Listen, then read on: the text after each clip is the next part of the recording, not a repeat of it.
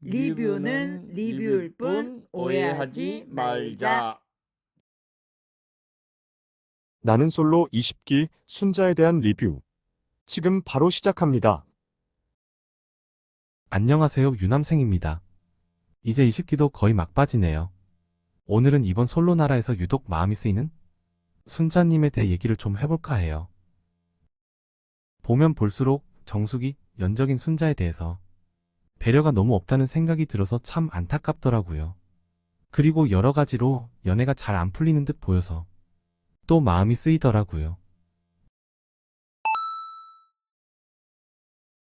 일단 그녀에 대한 기본적인 사항들을 간단히 알아볼게요. 그녀는 92년생 32세라고 자기소개에서 얘기했었죠. 중학교는 진주, 고등학교는 김해, 대학교는 서울에서 다녔다고 해요. 고등학교는 외고를 다녔었고 중고등학교 때 수석으로 졸업했다고 하네요. 대단하네요. 그녀는 서울교대를 졸업하고 현재 10년째 초등학교 교사로 재직 중이라고 합니다. 그리고 중간에 해외 파견을 지원해서 베이징 한국국제학교에서 2년간 근무했었다고 합니다. 그래서 자기소개에서 중국어 노래를 부르는데 정말 참하고 단아해 보이더라고요. 사전 인터뷰에서 그녀는 남자를 볼 때 성격이나 가치관 위주로 보고 외모는 크게 안 본다고 얘기하네요. 그리고 순자는 남자의 키도 안 보는데 다만 순자 자신보다만 크면 된다고 합니다. 참고로 순자님의 키는 170입니다. 그리고 미래 비전이 있는 스마트한 분에게 끌린다고 하네요.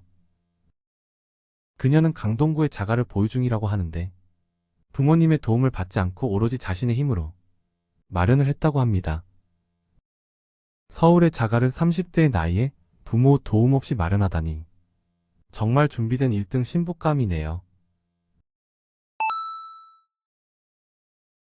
순자는 첫인상 선택에서 아쉽게도 남출들의 선택을 받지 못하게 됩니다. 첫 만남 때 캐리어를 끌어준 영식이 혹시 선택해주지 않을까 싶었지만 그는 현숙을 선택하죠. 그리고 그녀는 첫인상 선택으로 영철을 선택합니다. 그의 머리 위에 달린 풍선을 시원하게 터뜨렸었네요. 그를 선택한 이유로는 반듯한 이미지의 듬직한 체격 그리고 서글서글한 이미지가 마음에 들었다고 하네요. 그리고 그녀는 첫 데이트 선택 때에도 영철의 선택을 기다렸었죠. 하지만 영철의 선택 대신에 영호의 선택을 받게 됩니다. 첫 데이트에서 영호로부터 많은 호감의 표현을 받네요. 영호는 자기소개를 듣고 그녀에게 호감이 생겼다고 하네요. 특히 상대에게 맞춰주고 배려해주는 부분이 좋았다고 합니다. 데이트를 마치고 여자들과의 대화에서 순자는 영호에 대한 얘기를 하는데요. 원래는 그가 3위 정도의 순위였지만 티키타카가 잘 되는 부분 그리고 생각이나 가치관이 일치하는 면에서 호감도가 많이 올라간 것으로 보입니다. 그런데 말입니다. 영호를 원픽으로 찍은 정숙의 방해가 만만치가 않았죠. 정숙은 주변 사람의 기분이나 입장에 대해서 배려나 존중, 공감이 없이 그저 본인 기분 내키는 대로 다 뱉어버리는 그런 정도의 아이 같은 수준이었다면 순자는 그렇지는 않았다는 거죠. 본인의 기분도 있지만 주변을 좀 의식하고 배려할 수 있었기 때문에 정숙이 만들어내는 부정적인 분위기에 휩쓸려서 같이 말싸움 같은 걸 하지는 않았던 것으로 보입니다. 이해하기 쉽게 한마디로 말하자면 어나더 레벨이라는 얘기죠. 수준이 다르니까 싸움이 되지가 않는 거예요. 솔로 나라 안에서 배려의 수준이 달랐다는 얘기입니다. 오해하지 마세요. 여담이지만 스포츠에서도 체급이 비슷해야 매치가 성사가 되죠. 권투 같은 격투기도 비슷한 체급끼리 붙게 돼 있고 사회에서도 마찬가지죠. 여러분은 보통 덩치의 사람이 마동석이나 김종국 같은 사람과 싸우는 걸 그런 싸움을 본 적이 있으십니까? 아마도 없을 겁니다. 애초에 체급이 달라서 싸움 자체가 안 되는 거예요.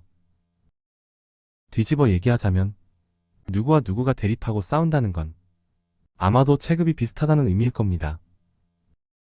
이 원리를 집단 괴롭힘에 한번 적용해 볼까요? 여럿이서 무리를 지어 한 사람을 상대로 시비를 걸고 괴롭히고 싸운다는 것은 그 여럿을 다 합친 것과 상대편인 한 사람의 체급이 같다는 거겠죠. 그 말인즉슨 무리의 사람들 하나하나는 굉장히 약한 존재들이라는 반증이라고 저는 봅니다. 한 사람을 상대로 여럿이서 편을 지어 싸운다는 건 그들이 자신들을 부끄럽고 창피하게 여겨야 할 일인 거죠. 그리고 괴롭힘 당하는 한 사람에게 꼭 해주고 싶은 조언이 있는데요. 이거 하나는 기억했으면 좋겠어요. 당신은 지금 자신을 어나더 레벨로 성장시킬 수 있는 기회를 가졌다는 것을요. 나쁜 인간들에게 분노가 생기나요? 분노가 일어난다는 건 당신에게 그만큼의 에너지가 있다는 거예요. 분노도 에너지죠. 당신은 절대로 무기력한 존재가 아닌 거예요. 다만 그들로 인해 생긴 분노를 그들에게 표출하지는 마세요. 대신에 내 안에 차곡차곡 모아뒀다가 자신을 어나더 레벨로 성장시키는데 소중한 에너지로 쓰시기를 바랍니다. 여담이 길었네요. 다시 순자님에 대한 얘기로 돌아가 볼게요. 그런데 말입니다, 순자님. 사람이 너무 참기만 하면 속병이 나고 탈이 날 수가 있어요. 순자님도 감정이 있는 사람이잖아요. 한 번쯤은 빌런처럼 구는 사람에게 속 시원히 내질러 버릴 수 있는 뾰족한 부분도 조금은 갖춰두는 게 좋지 않을까 싶습니다. 그렇게 한다면 너무 참기만 하다가 내 마음이 골마 터지는 걸 미연에 방지할 수 있을 거라고 저는 봅니다. 영수가 순자에게 그런 조언을 해줬었죠. 너무 모든 사람에게 좋은 사람이 되려고 애쓰지 말라고 했었죠. 그녀에겐 꼭 필요한 조언이었다고 봅니다. 때로는 그냥 질러버리세요. 순자님도 한 번쯤은 그래도 괜찮아요.